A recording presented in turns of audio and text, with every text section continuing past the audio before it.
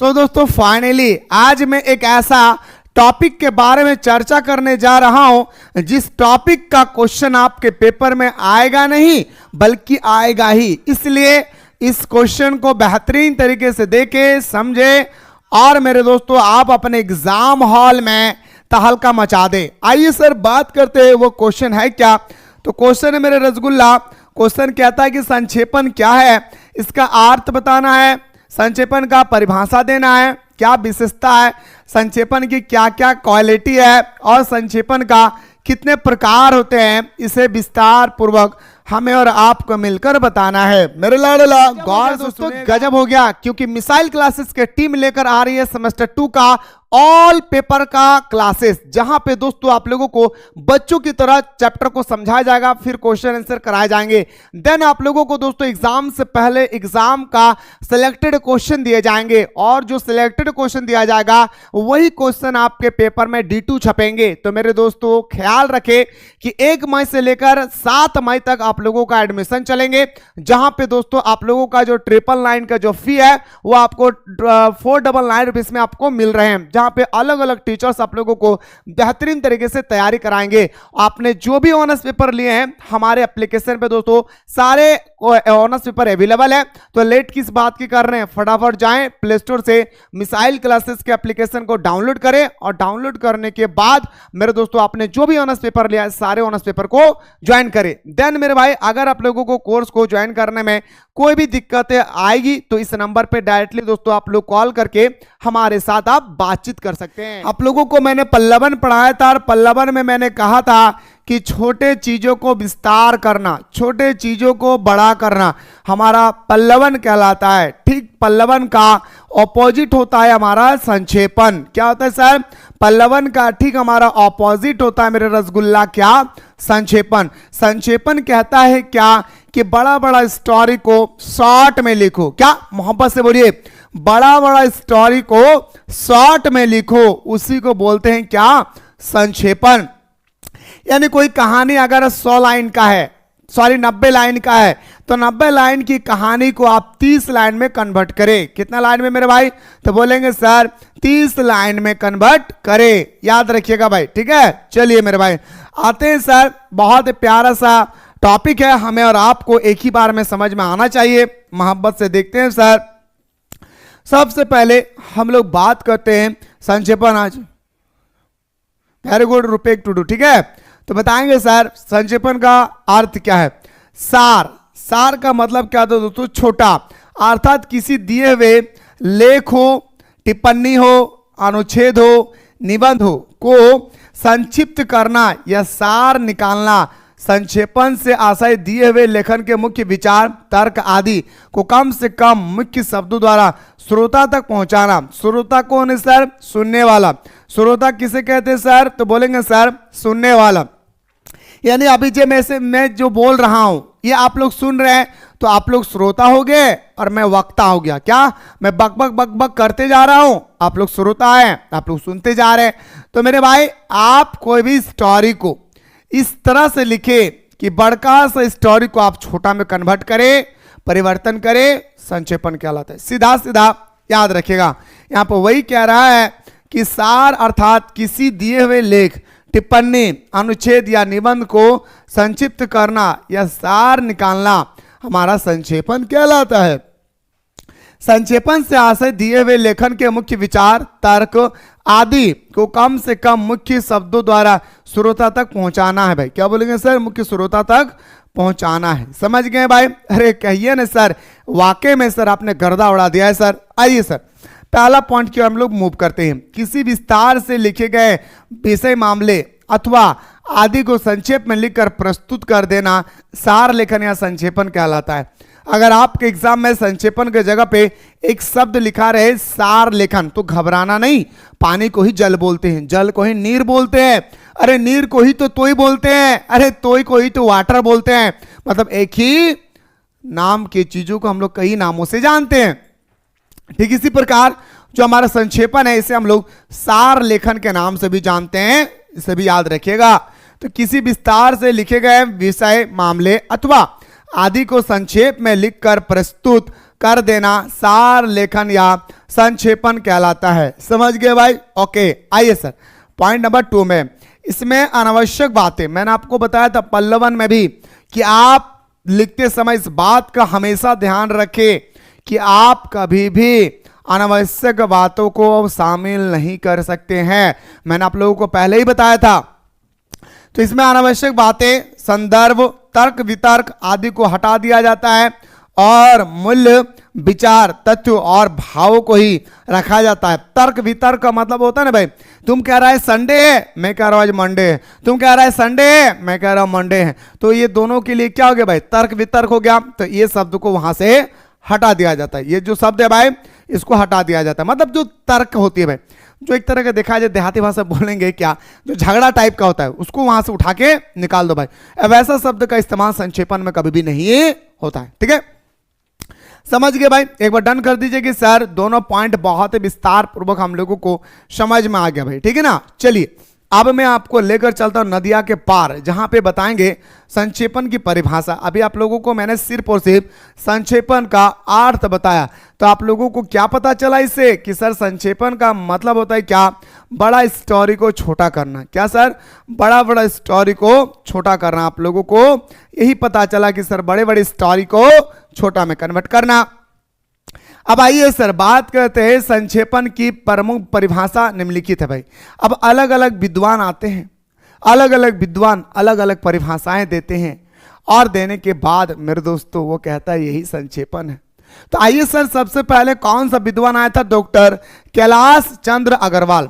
Doctor Kailash Chandra Agarwal आते हैं और संक्षेपण के बारे में पहली परिभाषा देते हैं और बताते हैं कि वो पहली परिभाषा है संक्षेपण एक स्वतंत्रता पूर्ण रचना होती है।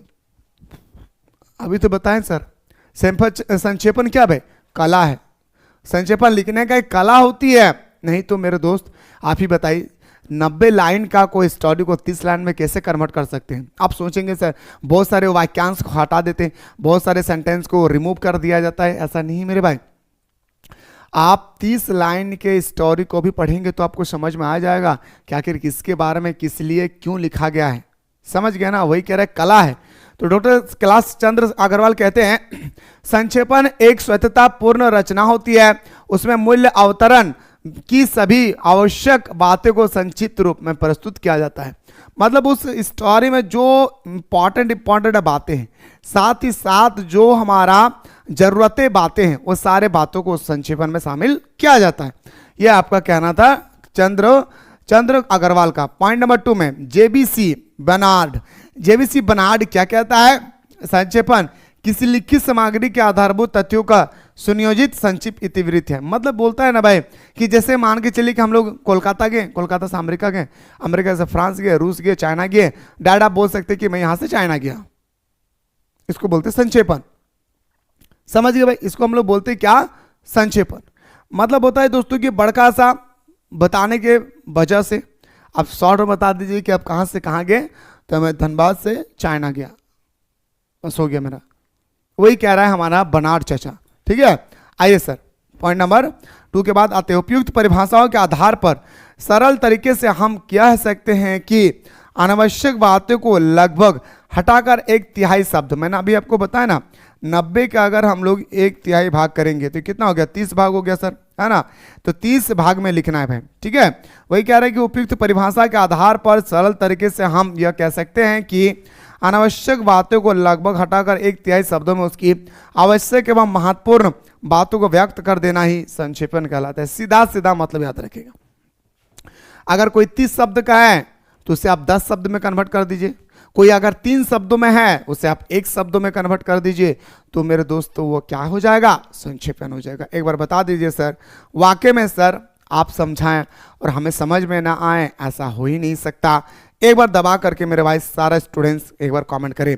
अब मैं आपको लेकर चलता हूं संक्षेपण के क्या गुण है। या आप यहाँ पे विशेषता की जगह ना एक और शब्द का इस्तेमाल कर सकते हैं। क्या पता है कि संक्षेपण लिखते समय हमें किन किन बातों का ध्यान रखना चाहिए।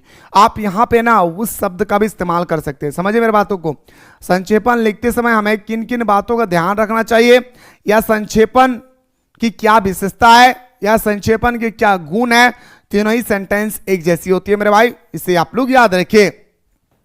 पहला पॉइंट में आते हैं सर कि संक्षेपण का पहला गुण विस्तार से बचना। पहला ही भाई, पहला ही क्वालिटी कह रहा है, संक्षेपण लिखते समय आपके मन में, आपके मस्तिष्क में यह ध्यान रहे कि आप संक्षेपण से, विस्तार से बचना है। आपको क्या करना है? विस्तार से बचना है। अनावश्यक और अप्रासंगिक अंशों के लिए इसमें बिल्कुल स्थान नहीं है। मतलब अनावश्यक बातें को आप संक्षेपण में शामिल नहीं कर सकते, याद रखिएगा। आप अनावश्यक बातें को संक्षेपण में शामिल नहीं कर सकते हैं, इसको याद रखिएगा, ठीक है। आइए, अनावश्यक तथ्यों को काट छांट करते समय इस बात का ध्यान रखना आवश्यक है कि कथन का मूल्य भाव नष्ट ना हो। यानी अभी मैंने आपको बताया कि 90 लाइन का कोई स्टोरी है, जब इसे आप 30 लाइन में कन्वर्ट करेंगे, जब इसे आप 30 लाइन में परिवर्तन करेंगे, तो काट छांट करते समय आपका ध्यान इस तरह होनी चाहिए कि हमारा इस कहानी का मूल्य भाव जो है वह नष्ट होनी नहीं चाहिए। मेरा कहानी का मूल्य भाव जो है वो नष्ट होनी चाहिए। जैसे ईदगाह कहानी में, आप बहुत बड़ी ईदगाह कहानी है, 5 से 6 पेज का कहानी है। अब ईदगाह कहानी का संक्षिप्त करते समय आप हमीद को नहीं हटा सकते हैं, अब हमारा हमीद के दादी अमीना को नहीं हटा सकते हैं, इस बात को याद रखिएगा, ठीक है। आगे देखिए, विचारों का प्रवाह बना रहना चाहिए। विचारों का जो प्रवाह है, मतलब जिस टॉपिक में जिसके बारे में कहा गया उसके बारे में क्या होना चाहिए? विस्तार बना होना चाहिए, ठीक है। उसकी क्रमबद्धता कहीं खंडित ना हो। क्रमबद्धता मतलब सीक्वेंस। जैसे आपको बॉडी के बारे में लिखने के लिए कहा गया, आप बोलेगा कि बाल काला है, नाखून सफेद है, नहीं लिख सकते हैं। अब बाल के बाद हेड लिखिए, हेड के बाद ईयर लिखिए, ईयर के बाद नोज, आइज, फेस, टीथ, टंग, इस तरह को बोलते हैं सीक्वेंस वाइज। हमेशा स्टोरी सीक्वेंस वाइज लिखा जाता है, ठीक है, इसको याद रखिएगा। वही कह रहा है पॉइंट नंबर 3 में, विचारों का प्रवाह बना रहना चाहिए, उसकी क्रमबद्धता कहीं खंडित ना हो, ठीक है। पॉइंट नंबर 4, संक्षेपण में स्पष्टता होना आवश्यक है। संक्षेपण में स्पष्टता होना, क्लियरिटी होना। आप ऐसा लिख दिए, आप मेरे भाई पढ़ने वाले पढ़कर समझ ही नहीं पा रहे भाई कि आखिर आपने क्या लिखा भाई, है ना। याद रखिएगा, दाल लिखा है या लाद लिखा है, समझ रहे ना। तो संक्षेपण में स्पष्टता होना आवश्यक है। विचारों में कहीं उलझन पैदा नहीं होना चाहिए। आप ऐसा शब्द का इस्तेमाल करें संक्षेपण लिखते समय कि विचारों में कहीं भी कुछ भी क्या होना चाहिए भाई, कहीं भी कुछ भी उलझन पैदा नहीं होनी चाहिए। अगर आपका विचार में आपका संक्षेपण में उलझन पैदा हो रहा है तो वह फिर संक्षेपण नहीं कहलाएगा, इसको याद रखिएगा भाई, ठीक है। आगे देखिए, संक्षेपण की भाषा सरल होनी चाहिए। पल्लवन की भाषा सरल, सहज, स्पष्ट, क्लियरिटी मैंने आपको बताया था, ठीक। इसी तरह से संक्षेपण जो है मेरे लाडला, संक्षेपण भी हमारा सरल भाषा होनी चाहिए, है ना। वाक्यांश छोटे छोटे होना चाहिए ताकि कोई भी श्रोता एक ही बार में कोई भी पाठक एक ही बार में पढ़ के समझ सके। वाक्यांश छोटे छोटे होना चाहिए। संक्षेपण ना अत्यंत छोटा और ना अत्यंत बड़ा हो। संक्षेपण ऐसा नहीं है कि आप 90 लाइन का है आप 10 लाइन में कन्वर्ट कर दिए, ऐसा नहीं है कि 90 लाइन का है आप 70 लाइन में कन्वर्ट कर दिए, नहीं। संक्षेपण लिखते समय आपके मन में यह ख्याल होने चाहिए कि कोई भी कहानी का 1/3 पार्ट लिखना है, यानी अगर 3 लाइन का है तो 1 लाइन में लिखना है, 3 पेज का है तो 1 पेज में कन्वर्ट करना है, सीधा सीधा याद रखिएगा, ठीक है। पॉइंट नंबर 6 में, संक्षेपण में एक ही भाव या विचार के बार बार दोहराने से पुनरावृत्ति दोष होता है। संक्षेपण की कला कम से कम शब्दों में निखरती है। आप संक्षेपण लिखते समय इस बात का भी ध्यान रखें मेरे शेर शेरनियों कि आप एक ही शब्द का बार बार इस्तेमाल नहीं कर सकते हैं। यह बताएगा दोस्तों पॉइंट नंबर 6 में। एक बार बता दीजिए मेरे भाई, क्या आप लोगों को पॉइंट नंबर 6 तक समझ में आ गया भाई? गजब हो गया, क्योंकि मिसाइल क्लासेस के टीम लेकर आ रही है सेमेस्टर 2 का ऑल पेपर का क्लासेस, जहां पे दोस्तों आप लोगों को बच्चों की तरह चैप्टर को समझाया जाएगा, फिर क्वेश्चन आंसर कराए जाएंगे।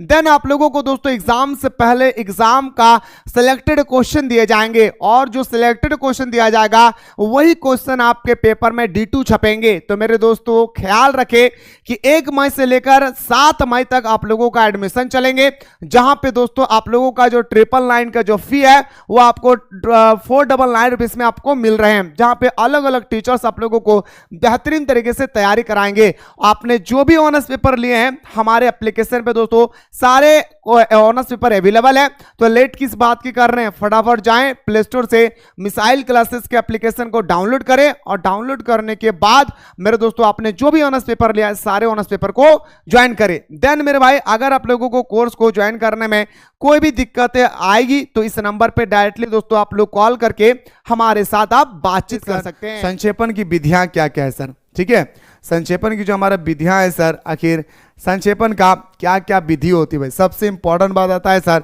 संक्षेपण का विधि क्या क्या होता है दोस्तों, ठीक है, संक्षेपण का क्या होता है मेरा रसगुल्ला, तो विधि क्या क्या होती है, ठीक है। देखिए पहला पॉइंट, मूल्य अनुच्छेद को अच्छी तरह एक या दो बार पढ़कर कथन को समझने का प्रयास करना चाहिए। मैंने आपको बताया था कि पल्लवन लिखते समय कोई भी कहानी का पल्लवन लिख रहे हैं तो उस कहानी को आप एक से दो बार नहीं 10 बार पढ़िए, जब तक आपको पूरा डिटेल्स में मालूम ना चले तब तक आप किसी भी कहानी को पल्लवन नहीं कर सकते हैं। ठीक इसी तरह से संक्षेपण भी कहता है कि आप तब तक मेरे दोस्तों ना लिखे संक्षेपण जब तक उस कहानी का मूल्य भाव आपको पता ना चले, उस कहानी के बारे में पूर्णतः ज्ञान जब तक आपको ना हो मिले तब तक आप संक्षेपण नहीं लिख सकते हैं। इस बात को याद रखना। तो मूल्य अनुच्छेद को अच्छी तरह एक या दो बार पढ़कर कथन को समझने का प्रयास करना चाहिए। दूसरा पॉइंट में कहा गया सर एक या दो बार खंड खंड करके मूल अनुच्छेद की जरूरत बातों तथा तथ्यों की रेखांकित करनी चाहिए। अब देखिए आप जैसे दोस्तों पल्लवन पढ़ रहे हैं, ठीक है, सॉरी आप कोई भी कहानी को पढ़ रहे हैं उसका संक्षेपण करना है। तो जब आप कहानी को पढ़ रहे हैं तो एक बार पढ़ने के बाद आपको पता नहीं चल पाया सही से कि आखिर किसके बारे में कहा गया। जब दूसरी बार जा रहे हैं ना, तो जब दूसरी बार पढ़ते हैं तो हमें देखने को मिलता है दोस्तों, हम लोग बचपन में करते थे 8-9 में, जो इंपॉर्टेंट सेंटेंस होता था ना उसको अंडरलाइन करते थे।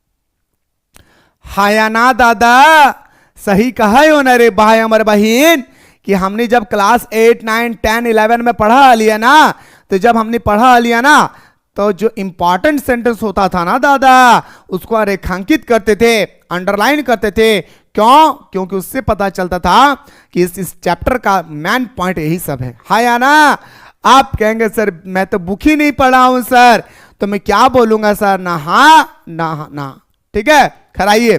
तो एक या दो बार खंड खंड करके मूल अनुच्छेद की जरूरत तत्वों तथा तथ्यों की रेखांकित करनी चाहिए, यानी अंडरलाइन करना चाहिए। पॉइंट नंबर 3 में उदाहरण, आगे क्या कहते हैं मेरे भाई कि उदाहरण, पुनर्वृत्तियां, लोकोक्तियां तथा असंगत और अनावश्यक बातों को छोड़ देना चाहिए। मतलब आप यहाँ पे मुहावरे का इस्तेमाल नहीं कर सकते, सीधा सीधा याद रखिएगा। यहाँ पे आप मुहावरे का भी इस्तेमाल नहीं कर सकते हैं, लोकोक्तियां का भी इस्तेमाल नहीं कर सकते। लोकोक्तियां नहीं बोलते भाई, कहानी एक तरह का होता है, सॉरी मतलब शॉर्ट स्टोरी टाइप का होता है। संक्षेपण हमेशा अन्य पुरुष में लिखा जाना चाहिए। आप बोलिएगा कि हम यहाँ पे संक्षेपण में मैं शब्द का या हम शब्द का इस्तेमाल करेंगे तो बिल्कुल गलत है भाई। आप ना तो यहाँ पे मैं शब्द का इस्तेमाल कर सकते हैं, ना आप यहाँ पे हाँ शब्द का इस्तेमाल कर सकते हैं, इसको याद रखिएगा। यहाँ पे संक्षेपण में आप ना तो मैं शब्द का इस्तेमाल कर सकते हैं और ना ही याद रखिएगा किसका, हम शब्द का इस्तेमाल कर सकते हैं। ये हमेशा अन्य पुरुष में लिखा जाता है, हमेशा। ये क्या होता है, रसगुल्ला ओ जाने मन दिल की टुकड़ा, तो बोलेंगे सर ये हमेशा अन्य पुरुष। जैसे मैं लिख रहा हूं तो मैं किरण के लिए लिखूंगा। क्या, किरण एक लड़की है जो मेरे विद्यार्थी है, वो रोज बोलते हैं कि मैं केक खिलाऊंगा सर, और आप केक नहीं खिलाते हैं, तो ये क्या हो गया, अन्य पुरुष पर हो गया। समझ गए बातों को। चलिए अगला पॉइंट, छोटे छोटे वाक्यांश का प्रयोग करना चाहिए और हमेशा इतना बड़का बड़का सेंटेंस नहीं बनाना है भाई। जब भी आप संक्षेपण कर रहे हैं छोटका छोटका शब्द बनाइए, छोटका छोटका वाक्य में कन्वर्ट कीजिए। जब आप छोटा छोटा वाक्य में कन्वर्ट करेंगे तो मेरे लाडला आपको एक ही बार में समझ में आ जाएगा पढ़कर। कोई भी अगर आपका संक्षेपण को पढ़ता है तो उनको एक ही बार में समझ में आ जाएगा कि आखिर उन्होंने क्या कहना चाहा। समझ गए? चलिए सर, छठा पॉइंट, अपनी तरफ से किसी भी भाव अथवा विचार को नहीं जोड़ना चाहिए। मैंने आपको पल्लवन में भी बताया था कि आप अपने तरफ से कोई भी भाव, कोई भी शब्द या कोई भी अनावश्यक बातें को आप संक्षेपण में नहीं लिख सकते। आप बोल देंगे कि मैं फ्री था तभी संक्षेपण लिख रहा हूं, अन्यथा हम नहीं लिखते। आप ऐसा शब्द का इस्तेमाल नहीं कर सकते, इस चीज को ख्याल रखिए। समझ गए मेरे भाई? चलिए अगला देखिए 7वां पॉइंट में, कभी कभार संक्षेपण के लिए शब्दों की संख्या दी गई होती है, उसका यथासंभव पालन करना चाहिए। जैसे दोस्तों लिखा रहता है कि इस स्टोरी में 2000 शब्द है, एग्जाम्पल, ठीक है, इसे आप मात्र आप 400 से 500 शब्दों में पल्लवन करें, संक्षेपण करें। कभी कभी कोई भी संक्षेपण में लिखा हुआ रहता है, समझ गया ना भाई? कभी कभी कोई भी संक्षेपण में लिखा हुआ रहता है कि आपको इतना ही शब्दों में ही लिखना है, अनदर आप अगर ज्यादा बड़ा लिखते हैं तो आपका संक्षेपण गलत हो सकता है। समझ गए?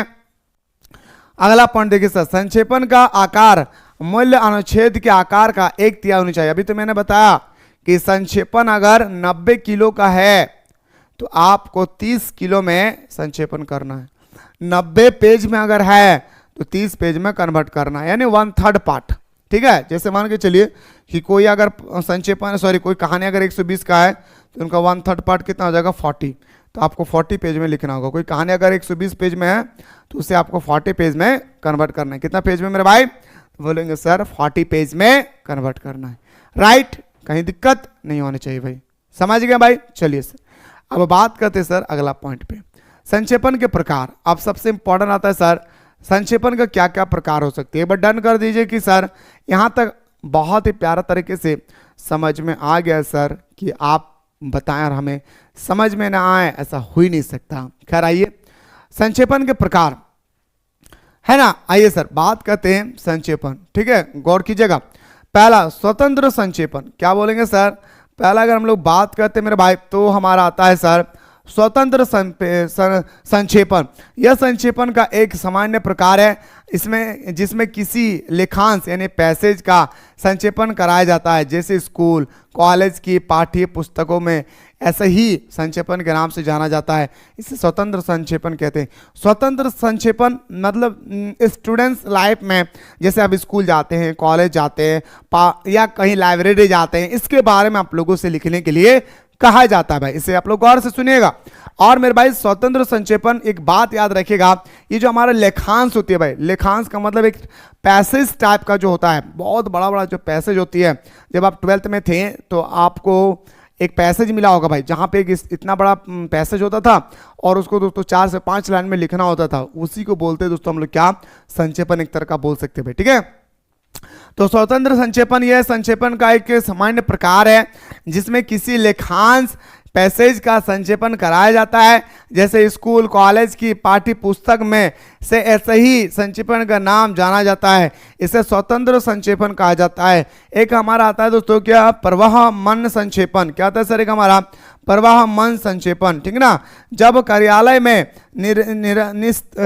निस्तारण यानी समाधान, जब कार्यालय में समाधान के लिए ऐसा विषय आता है कि जिसमें पहले से पत्राचार हो रहा हो या पहले कुछ निर्णय हो चुका हो या आदेश आदि दिए जा चुके हो, तब उन पूर्णगामी पत्रों निर्णय आदि का परमहान संक्षेपण करने टिप्पणी के साथ कर दिया जाता है। यह परवहमान संक्षेपण फाइल के साथ अलग कवर में रखा जाता है।